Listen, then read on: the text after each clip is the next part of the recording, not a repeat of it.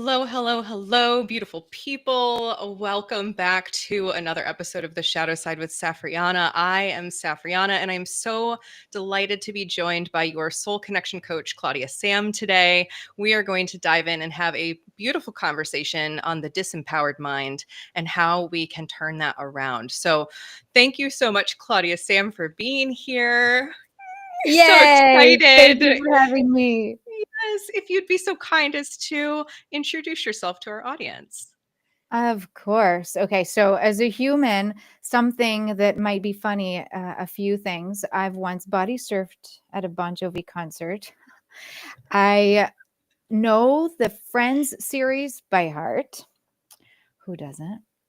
And you can find me on my paddleboard, maybe not eating avocados on the paddleboard, but I love avocados. And this new fruit that I've discovered here in New Zealand, I live in New Zealand, is the red kiwi fruit. I am obsessed with the red kiwi fruit. I didn't even know it was a thing. So Me either. yeah, right? And professionally, as your soul connection coach, I help women who are driven dreamers, but who are trying to figure out what's next for them, what their next step is. So I help them to tune into their intuition so that they can make empowered, aligned decisions without guilt. I do that using my tune in method. And I'm also the host of the Be Happy Now show podcast.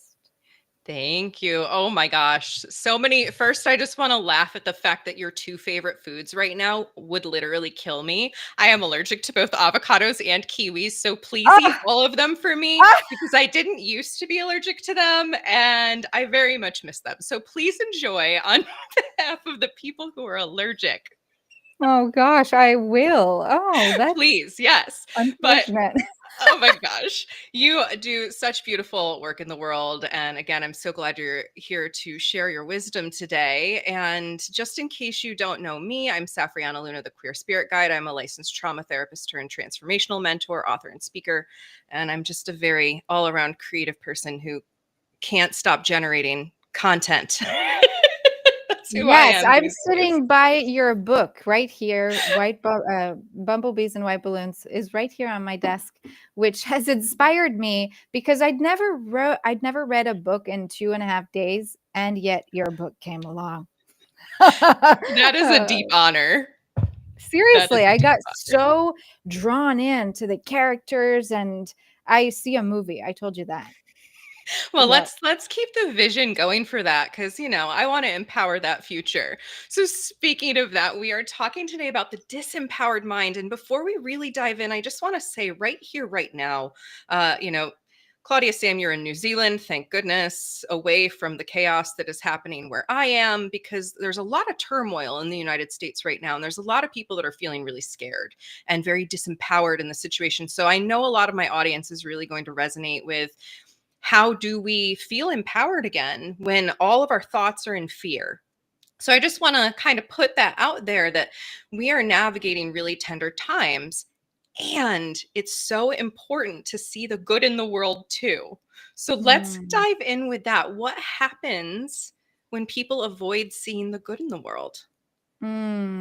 yeah, thank you. I acknowledge that the chaos is there and the possibility for calmness is there too. Mhm.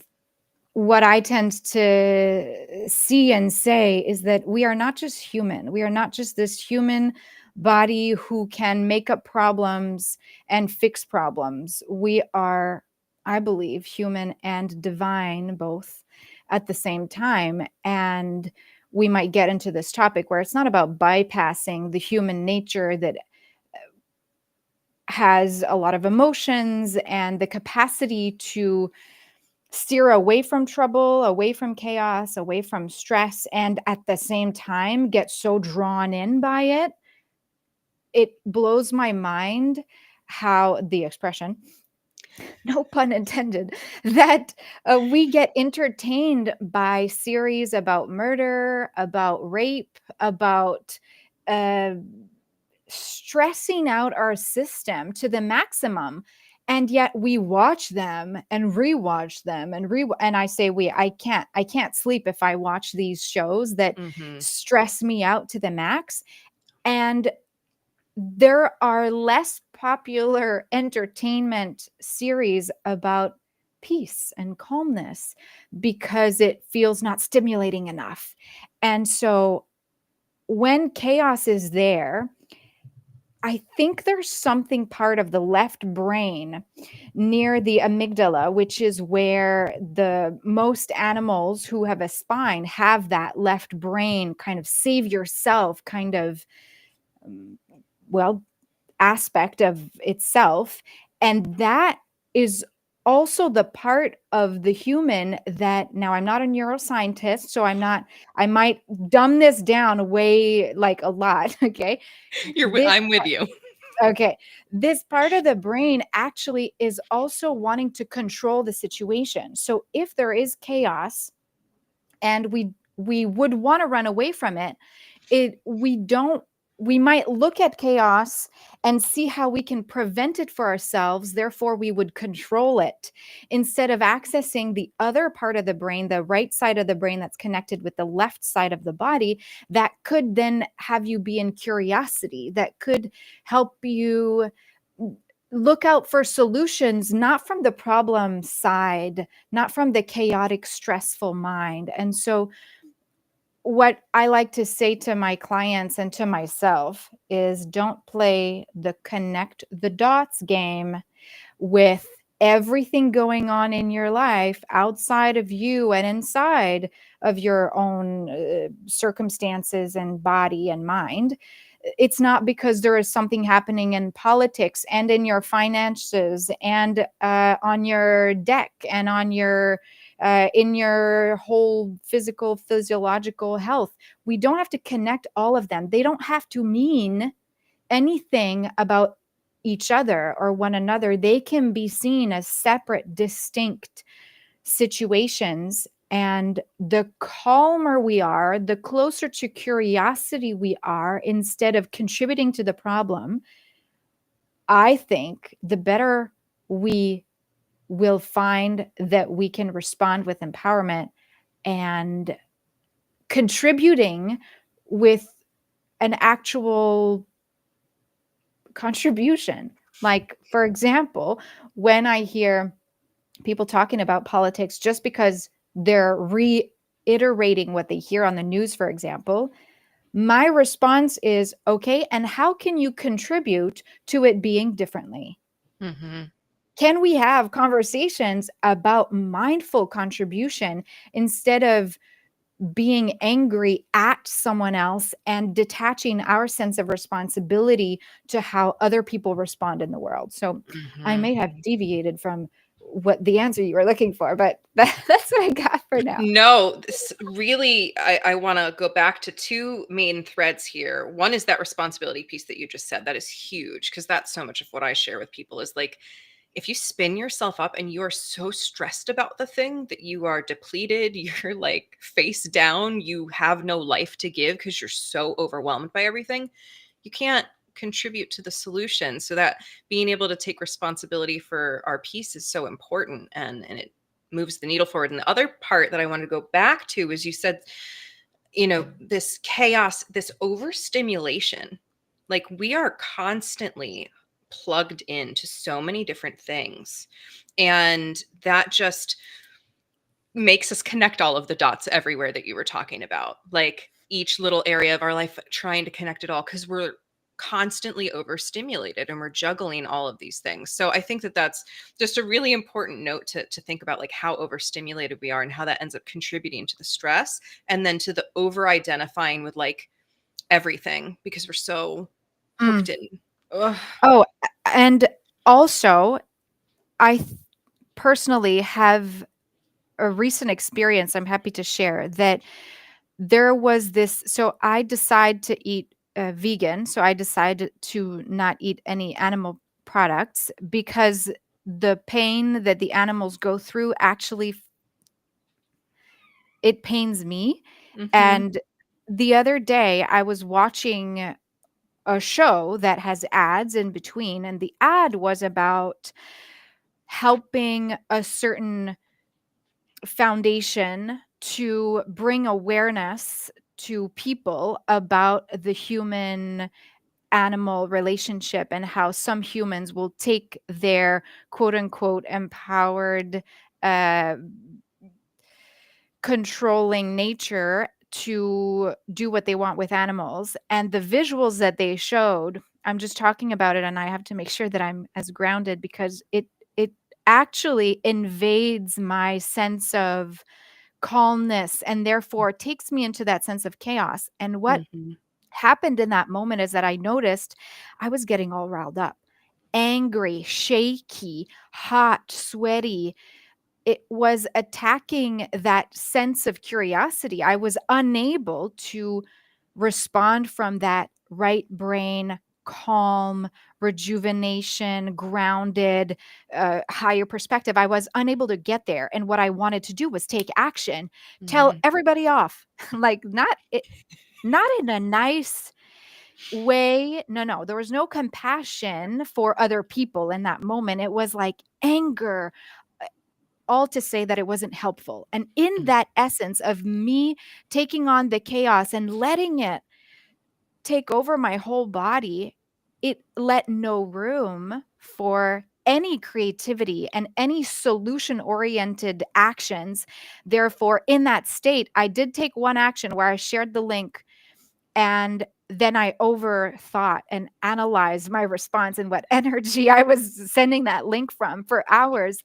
And so what that told me is that I need to calm myself down first Mhm. and then take action to be able to access curiosity. So in any situation where there is chaos, if we merge with it, well, there is no space for Mhm. any constructive, positive outlook. And therefore, we are not, I believe, helping enhance the vibration and frequency of the planet by acting from that place where there is no space. Yes. I love how you've languaged around this acting from it. It is not that we're not allowed to feel the feelings or acknowledge the part of us that's having that anger response or whatever it is. It's not allowing that to then run the show because that also tends to burn us out and often put us in danger Hmm. or it could because it's coming from that fight flight freeze place, right? And that mobilization is such an important like biological human imperative when we are in danger, but again, going back to that overstimulation, it's like it's everywhere all the time. So I'd like to ask the question, when we are like over focused on everything that's wrong in the world, because we can look around and see all kinds of suffering. But what's Yeah. the impact? What happens when we stop acknowledging what's working and what's good in our life? Hmm. We forget it exists. We forget that we just think, I believe, we think that there is no other way. And therefore, it feels to me like a force that is not a power from love and from the divine, instead, a force from the fear and the chaos that is like a suction down towards the lower frequencies, towards fear, towards doubt, towards guilt, towards victimization. Mhm. And therefore, it's a little bit like shutting all of the blinds in a room and someone coming in and saying, "No, but there is light." No, there's no light. There's no light. It's dark in here. You can decide to stay here and not peek outside, not open one blind. Everyone is at choice.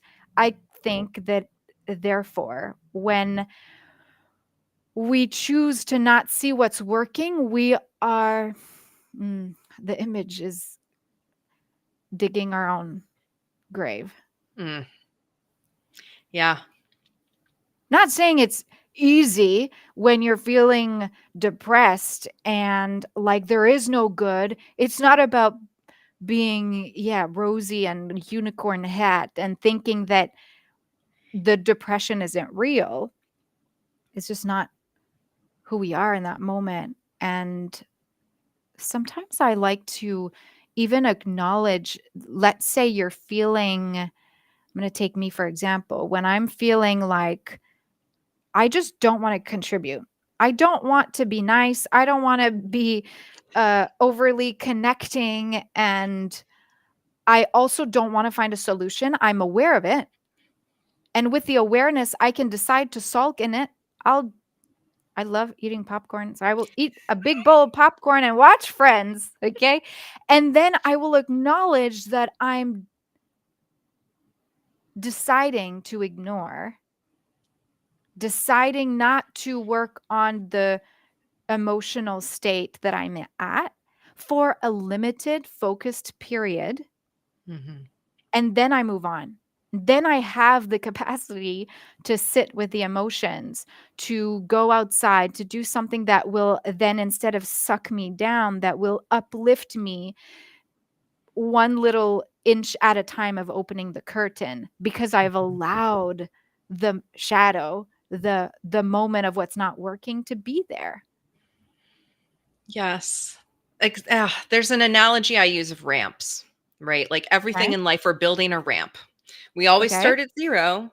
We have to build, right? Like if you're starting a business, you're starting at zero, you build your way up. If you're starting a fitness routine, you start at zero, you build your way up. You could get to 50% mastery or 50% to your goal. And then this depression hits, right? This, oh my gosh, I'm overstimulated. I'm overwhelmed. I'm whatever. I'm in my shame spiral, my doubt, my fear. And if you Mm. try to force yourself to keep going and building, what you'll actually do is slide back down that ramp so hard to the bottom and often lose or sabotage your progress. Versus if you go, okay, no movement, sitting down, and we sit down where we're at and we give ourselves that breathing room, then Mhm. we have the opportunity to stand back up and keep building the ramp again once we're ready. But yeah, this like Yes. pause. And that can be acknowledged as progress as well. The fact of acknowledging where we're at. If yesterday you weren't acknowledging where you're at, just the Mhm. fact that you are now acknowledging is progress. Yeah, It's just not written in big bold on a magazine where everybody can see and witness you. But can it be enough for yourself to witness yourself in what is working at that small increment of progress? right. Yeah, beautiful. So we've talked about this a little bit, but I want to come back to the bypassing. Okay. And what is the difference? Because, I interface in a lot of very woo communities, new age communities, spiritual communities, and there's a concept that I see a lot of bypassing. People will just say, just wish it away, pray it away, uh, don't focus on it, and it'll all be better. And that's bypassing essentially. Is I'm going to not be in this lower vibe. I'm going to go right back to a high vibe. I'm going to do what we were just talking about and kind of try and force myself to there. So, what is the difference between doing that and forcing it and actually being empowered with it? Mm, thank you. I feel like it comes back to what we were saying responsibility wise. If we can be at choice with where we put our energy, I believe we remain in our empowered self. If we decide to bypass and say, wish it away, for example, or pray it away, in a way like it's not there, I want to ignore that it's there kind of place, I believe that that can actually be empowering if you choose to actively pray, send energy, focus on the vision of how better it can be, or how good it can be, or how healthy the person can be. There's a distinction to be made between saying it and actually doing it. So I think the line is very thin, Mm. because there is a commitment to actually doing the distance energy healing, or envisioning someone who's unhealthy to be healthy, versus saying, oh, just pray it away, like they are ignoring it. The thing is, from the outside, I don't think it's helpful to anyone to believe that that person is therefore doing nothing and just bypassing. We can let them have their own experience. I think for me, if someone says send prayers, I'm actually going to tune in and say, do I have capacity to send prayers right now? Am Mhm. I in the chaos or the calm? to be able to send prayers. Can I commit to this right now? Versus just sending prayers in a in a Facebook commenting feed to say, "Oh, see, I contributed. I'm Mhm. sending prayers just by these words." That might be for the ego self to be acknowledged, and it might be that the person actually did send prayers. We don't know. I guess for me, that's where I see the bypassing can occur. Can we actually pray? Can we actually envision? Can we actually embody the calmness? Because I don't believe that staying in chaos either for mm, every day without thinking that there is another way is necessarily beneficial. Mhm. Um, uh, in the sense that if for me, if I feel dull, like I'm at a low moment or like things are not working out, to wish it away would be like spending the whole day eating popcorn and watching a show, but feeling misaligned, feeling like I'm wasting my time, feeling guilty, feeling like this isn't productive, feeling not loving Mm. towards myself is a little bit another form of bypassing because I'm not even acknowledging that I'm actively choosing to not feel. I'm not even being aware of that, and instead I'm piling on a beautiful sandwich of self-hate. Yes. Mm, what do you think? I love this awareness piece. It all comes down to intention and awareness. That am I doing the prayer to deliberately connect to my higher power, my higher self, whatever it might be, and be in this moment and acknowledge what's not working and envision the better? Or is it a pushing away, a turning away from it? And if we have intention and awareness around deliberately pushing it away for a little while to bring it back in, it's very different than just pushing it away, pushing it away, pushing it away. So everything really comes down to this intention and awareness piece. Yeah, that is really beautiful and so important. That's where the empowerment comes in. I think so too. And there might be a time when I don't know if you've ever heard this saying, something like, God puts in your way what you can handle, or something like that. Like he won't put something in your way that you can't handle, or something like that. Mhm. To a degree, I think that there are layers of healing or layers of getting to know ourselves that we are at some point ready to face, and at other points not ready to face.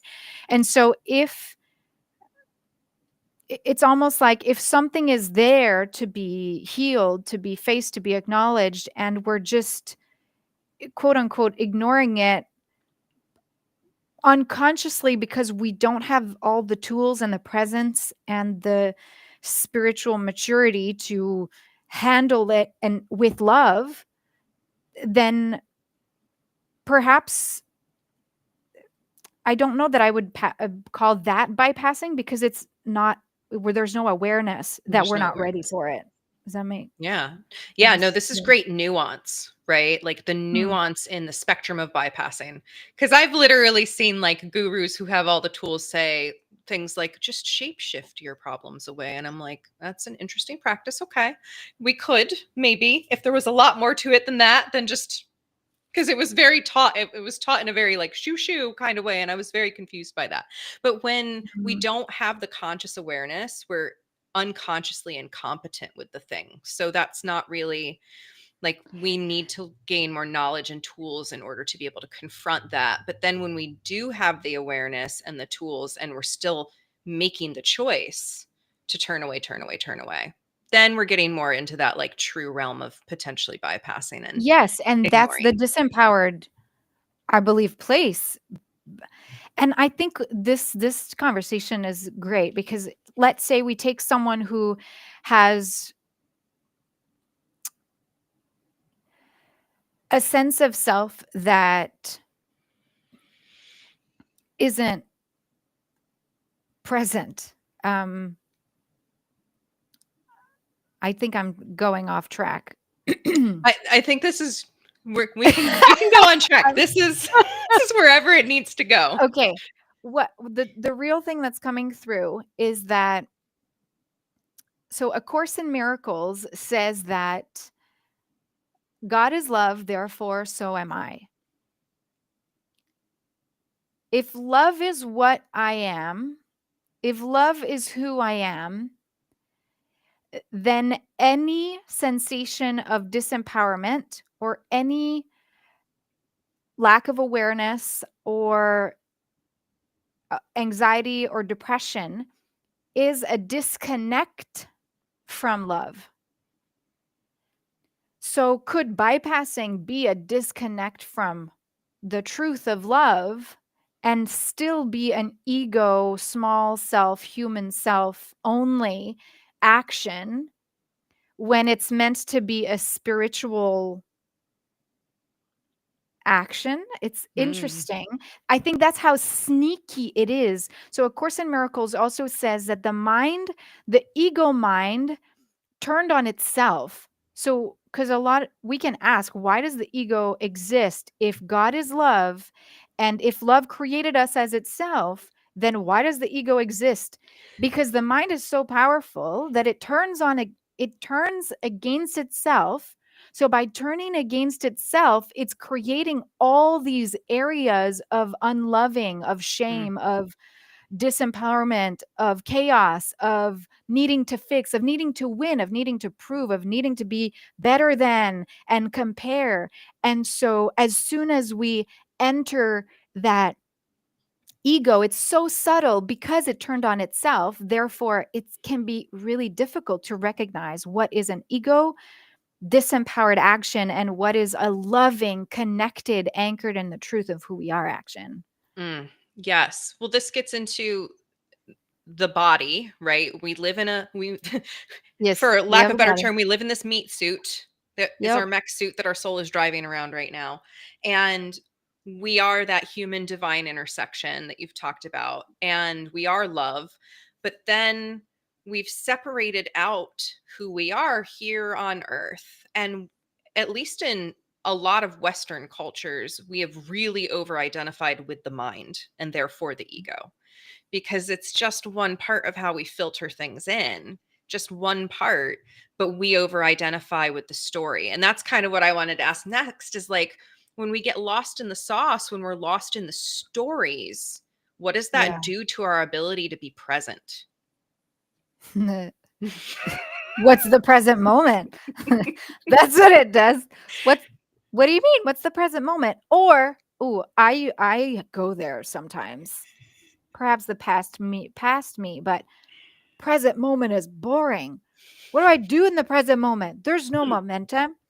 Present moment sucks. It's for the whatever judgment of calm, peaceful people is, like uh, yeah, the present moment I think is something we all get to see and all don't want to see because we're either projecting what we want other than what is really happening, and we don't want to see what's really happening because we're judging it and wanting something else than what's there. And I believe that that is one of the most beautiful gifts of shadow work and soul connection, because we get to face what is here right now, be with it. Even in Byron Katie has a book called Loving What Is. And only, I believe, when we are willing to be wrong, when we are willing to see that we are not all the shit. Like, is that the expression? Like that it's not just about us, That we're not the shit. Yeah. that we're not, that's it.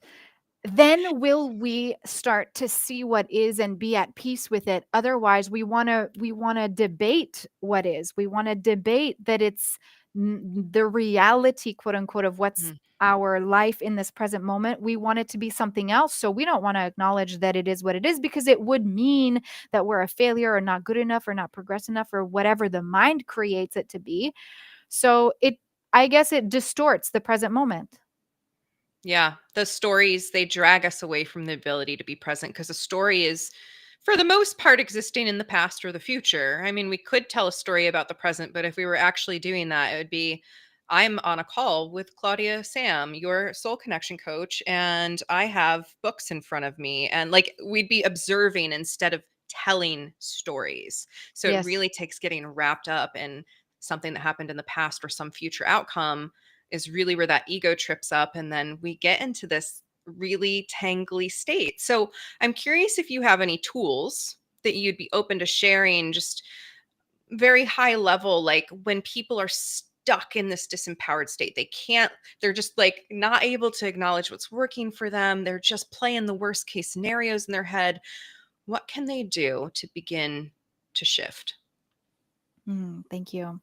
There are so many different things. And to me, the most simple thing that you can take anywhere is your breath, and to consciously breathe deep in the belly. So we can do it together. This Yeah. is something I like to do myself, which is a 3-part breath.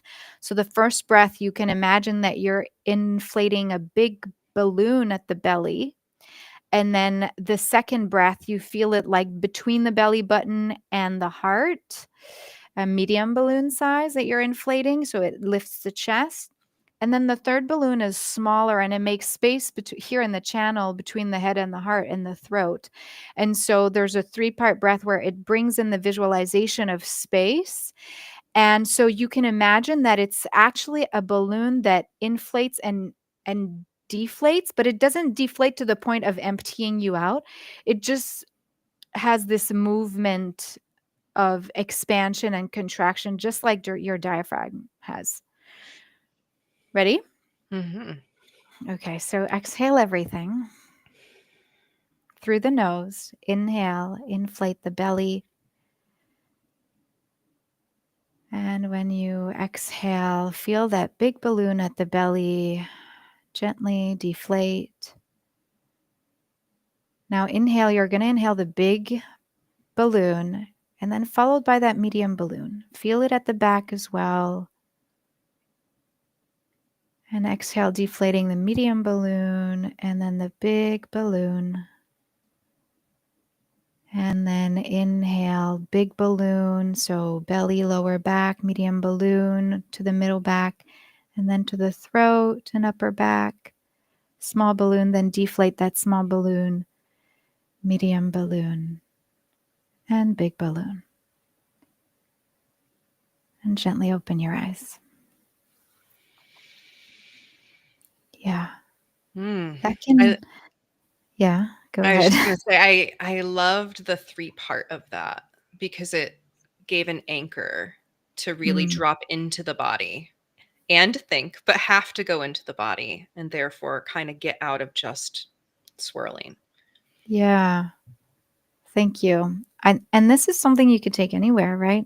Through traffic, through the line at the grocery store, through a screaming infant, through anything that's there, because your breath is your anchor. And that's what you have in the present moment. And I think that takes you into your most empowered self because you're acknowledging what is, and you can consciously slow down the breath as well. My Guruji in Nepal, my Guruji means teacher, he would say that his teachers would say that we have a certain amount of breath outlined or given to us at birth, and that the slower the breath, the longer our life. Hmm. That's not scientifically backed. Do not think that this is coming from disciples and teachers of the yogic tradition in Nepal. Yeah. Yes, there's so much beautiful wisdom in breath work, though. And I've heard Mm, that before. And I mean, I'd believe it because when we breathe consciously, the whole body slows down. We can yeah. lower our heart rate. We can regulate, right? And that's why breath work is one of the most powerful tools if you are activated, if you can catch your breath, if you can get into some conscious breathing. it can bring your nervous system back down. So that was beautiful. Thank you so much for sharing that. You're welcome. I think this is great with even our conversation today because before taking an empowered action and when you're in a chaos state, using the breath, and it might take you more than 3 breaths, and that's okay to Yeah. shift into a calm, empowered state. Thanks for Yeah. asking. Absolutely. And then the cool thing is you build that ramp with your breath work, and eventually it does take 3 breaths because you have got the tools so integrated. It's so exciting what we can do. So, speaking of taking empowered action, Claudia-Sam, would you be willing to share a little bit about your coaching and how you have an application process that when people sign up to work with you, they're actually applying and they're kind of figuring out their own kind of place of where they are right now as they're doing that. So would you be willing to share a little bit about that? Yeah, thank you so much. So on my website, claudiasamsoulcoaching.com, if you go to the work with me section, you can apply for coaching. And the reason I have an application form is that there is a series of questions that I would ask you face to face that you can actually take time to connect with yourself, arrive in the present of what's actually going on for you. So, whether we end up working together or not, this acts as an intuition audit, helping you to acknowledge where you're at, what challenges you might be facing, what other outcomes of life might you want to experience, what have you tried before, what has worked, what has not worked. And so, this can be a great place for you to just kind of take an energy pulse check about where you're at in your life in general. And even if you've never worked with a coach before, this might be a great introduction to the kinds of questions that you might receive from a coach, and you can play. Get curious. This acts that rewind. This brings you into your right brain of curiosity, playfulness, and honoring the truth of who you are, both human with all the emotions and divine love. Mm, beautiful. I love that you have that process because I think people need to do some self-selection process and really figure out Mhm. where they are before they make big decisions. And there's so many people that don't ask meaningful questions and really assess that deeper. Like, is someone making this choice from an empowered place or a disempowered place? Super important. So if you're listening to this, the link will be in the show notes. Otherwise, it is here live. So thank you so much for sharing about that. And I encourage you definitely to connect in Claudia-Sam's world and to go check out the Be Happy Now podcast and just interface wherever you feel like because you do beautiful work in the world. So again, thank you so much. As we wind down to the end of our time today, I just want to circle back around. Is there anything else that you'd like to share today that's either on your heart or just a piece of wisdom that someone out there needs to hear? Hmm. You have all the answers inside of you. You have it in you. That's it. Yeah. Perfection. Yes.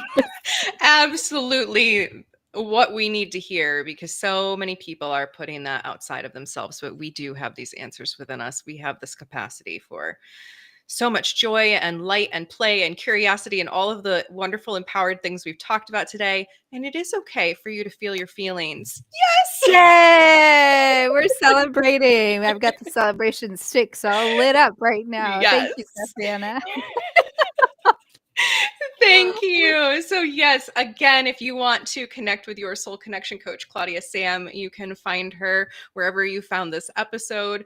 And otherwise, thank you so much for being here today, for having this conversation, and for being willing to get into the nuance and the nitty gritty of some things. So important. And as always, what an honor. Thank you, Safrianna. Thanks for listening. All right. Until next time, my friends, I'm Safrianna Luna, and this has been another episode of the Shadow